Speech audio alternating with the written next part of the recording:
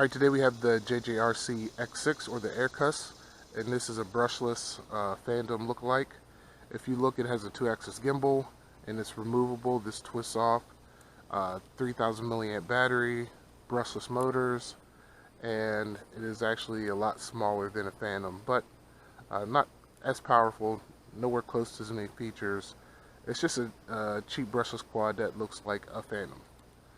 There are what looks to be where you could put sensors, but there's no sensors there. There's nothing in there. This is just for looks, and again, it's just to make it look like a Phantom. So I'll go over what's in the box. Okay, it comes in the styrofoam, and it comes with 3 manuals. One of them explains what the controller, everything on the controller. You have your regular manual, and this one shows you everything that's on the app. You get your controller. Looks similar to a DJI controller, and we'll go over the buttons on the controller when we get it in the air. USB cable and some propellers. So that's pretty much it. Let's go ahead and get it up in the air and check it out.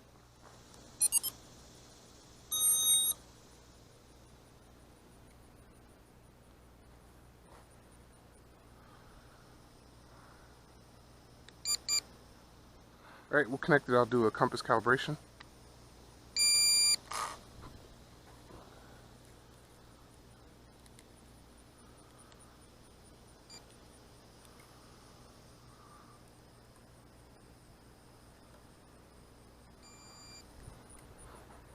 Alright, we should be ready to fly. Alright, the good thing about this drone is it does get its satellites pretty fast. Right now I'm at 13, and we'll go over everything on the app once we get in the air. So to take off, you just turn the sticks in and then push up. There we go, it's hovering. We'll see how much battery we have. We're at 100% battery. So since we have a lot of battery, let's go ahead and hit record on the video, and that's back here. So this will take a picture. We'll take another one, and this records your video. And you can see on the screen that it's recording. Another good thing is this does have telemetry on the controller itself, but it's kind of hard to see out here in the daylight, and it's not 100% sunny out yet, so when it's full daylight you won't be able to see the screen at all. So you have to get into some kind of shade if you want to use the telemetry. But it does help if you lose visual on your FPV and you start turning back. You can at least see if it's coming back towards you or not based off of your distance. So that is a good feature. I just wish the backlight was a little brighter. Okay, let's see how high it'll go. Take it out a little. Well, first let's see what speed are we in. We'll hit this button here. That's speed 1. This is your speed and speed 1. That's how fast it yaws. So we'll go to speed 2.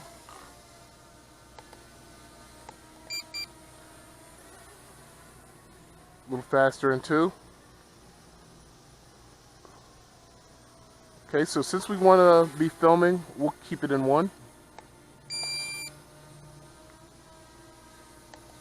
Shouldn't have held it, you just gotta click it, there you go. And we'll take it up. My video is recording, and we'll see how high it goes. And it's not going to be 100% stable like a expensive drone's gimbal, but if I turn it right, and then left, and then right, and then left, you don't see as much of the gimbal. You don't see as much of the quad moving around like you would on one of the cheap quads that have no gimbal at all. So right now I am 67 feet up, and I'll just keep going up. Let's see how high it'll go. And we'll keep pushing out. So you are limited to the range of your phone for FPV, but your controller is 2.4 gigahertz, so you should still have control of your quad even if you lose FPV, and that's where the telemetry screen comes into play, to where if you lose FPV, you can still see pretty much how far away your quad is from you and how high it is based off of your telemetry. So right now I am 190 out. If this goes to 300, then I'll be happy. And you can tilt your gimbal wheel by hitting this button here. One takes it down a little bit, or you can hold it if you want a smooth tilt, and then hold it if you want another smooth one. So that's a good feature. A lot of the cheap ones have a servo that just takes it down a click every time you do it, but this one seems to go pretty smooth. So right now I'm at 300 meters away, and that is plenty distance for this little quad. Let's keep going. And 120 is my max. And it looks like I've lost FP, starting to lose it, so I'll just bring it back a little. So that was about it, about 360 meters, and I started losing my FPV. So I'll go ahead and hit return to home by hitting this here. And it turned around, it's heading home. Started to beep to tell me it's coming home. And it is returning. So I'll see how close it gets to the pad before we do anything else. Let's try to take a picture. We'll hit that button here. There's one, we'll take one more. There we go. And then we'll continue to record the video now. And it's coming down. And if you look on the telemetry screen, it says 90 meters, 86, 86. So it is showing the same telemetry on your controller as it is on the phone. We'll see how close it gets. So I'll try to cancel the return to home. Oh, it's getting really close. And I hit up, and we'll hit the return home again here.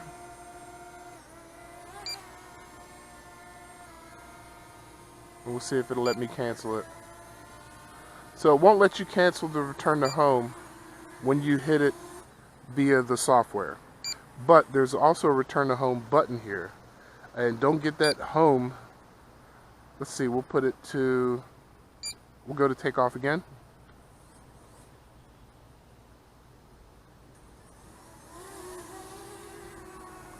So don't get that home confused. That house right there means fly indoors. So if you turn it to that, it turns GPS off and this can start to drift. So the middle one is for GPS hold, and the one on the right is for return to home.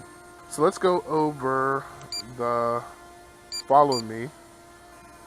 Go down a little and hit that image tracking button here.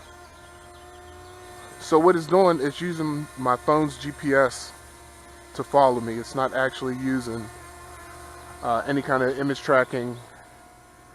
It's only going off of my phone. And it does seem to be working. Okay, so let's take it up. We'll take it out of that. And we'll go to circle hover. So I'll go where I am. So I'm right under the quad. And we'll hit the circle hover button. Right there. And then we'll go a radius of 10 meters. Done. Confirm. And now scroll the wheel down. So it should go out 10 meters. Turn around to where it was pointing before. And it's turned around. And start to circle that location.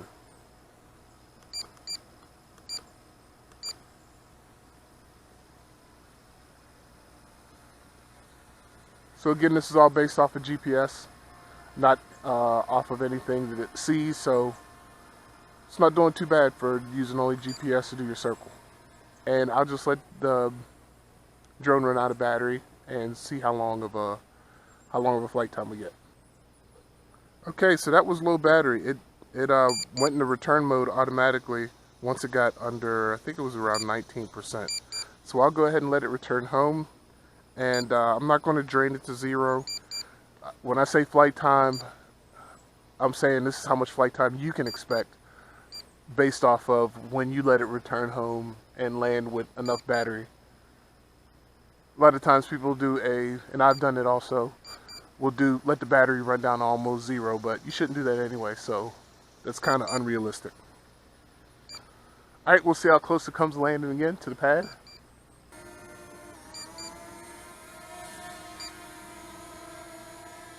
Pretty close that time.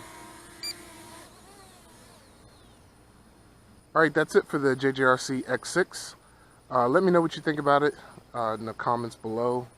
And it is a sub $200 brushless quad, so you're not going to get everything that you would get with a more expensive drone, but it does have some pretty powerful brushless motors and a 2-axis gimbal that works fairly well. And that's it. So please like and subscribe to my channel. Comment below. Let me know what you think about this, and stay tuned for more reviews and discounts. And we'll see you next time. Thanks for watching.